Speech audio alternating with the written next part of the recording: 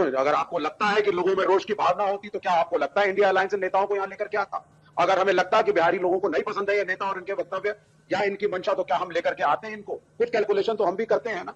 अगर आप इनके दिए गए बयानों में जाएं, कुछ बयान गलत जरूर है, मैं हर चीज का समर्थन नहीं करता, लेकिन आप एक बात को समझिए, एक द्रविड़ के मुंह से अगर निकलता है सनातन के खिलाफ कुछ शब्द, तो वो सनातन के खिलाफ नहीं है।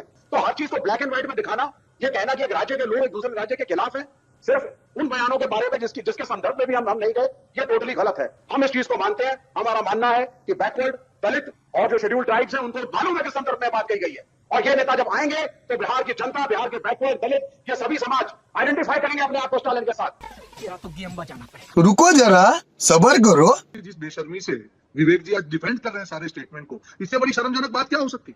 आपको बेशर्मी, आपको माफी मांगनी चाहिए, आप वोट मांगने भेज रहे, ये आपका अहंकार है। और अशोक जी आपने सही कहा कि क्या सोच के आपने भेजा, इन्होंने क्या जवाब दिया, अगर हमको लगता है कि वोट का नुकसान नहीं होता तो हम नहीं भेजते। मतलब आपको बिहार की जनता के अपमान के बाद भी इतना ओवर कॉन्फिडेंस है कि इसका असर नहीं पड़ेगा, यही तो अहंकार है। आपको कोई फर्क नहीं पड़ता बिहार की जनता की अस्मिता से, आपको कोई फर्क नहीं पड़ता बिहार की जनता को कोई पानी पूरी वाला का है, आपको कोई फर्क नहीं पड़ता बिहार की जनता को कोई बाथरूम साफ करने वाला का है, आपको कोई फर्क नहीं पड़ता बिहार की जनता के डीएनए को कोई सवाल उठाए, आपको कोई फर्क नहीं पड़ता बिहार की जनता का अपमान करे, क्योंकि आपको अपनी वोट बैंक की पॉलिटिक्स करनी। शर्म आनी चाहिए। आपको समझना चाहिए कि आप जिस राज्य में चुनाव है वहां पे आप अपने लोगों को भेज रहे हैं, आप कैलकुलेटिवली भेज रहे हैं और उसको स्टार कैंपेनर बना लें। और आप ये समझ रहे हैं कि बिहार की जनता की अस्मिता का, उनके स्वाभिमान का अपमान करने वाले को स्टार कैंपेनर बनाने से बिहार की जनता को माफ कर देगी, बिल्कुल साफ कर देगी। माफी भूल जाइए, इस बार आपकी सफाई होने वाली है। आप जनता के अस्मिता के ऊपर अपमान को भी बिल्कुल असंवेदनशीलता से लेते हैं और इसीलिए आपकी हार होती है। ये गलती नहीं है, ये जानबूझ से किया गया प्रयोग है बिहार की जनता की अस्मिता के साथ। और बेशर्मी से आप डिफेंड कर रहे हैं सनातन के अपमान को, अम्बेडकर किसी का छोड़ के देख रहे हैं, क्या बोल रहे हैं, कहीं ब्राह्मणवाद? क्या आपकी बातों में कोई तुक है? पूरे देश की जनता ये शो देख रही है। विवेक जी आप तर्क करिए, पर इतने बेतुके तर्क मत करिए आपकी गठबंधन की तरह कि जनता आपको डिबेट में ना आना दे। ये बड़ी अच्छी बात कही आप। म्यूजिक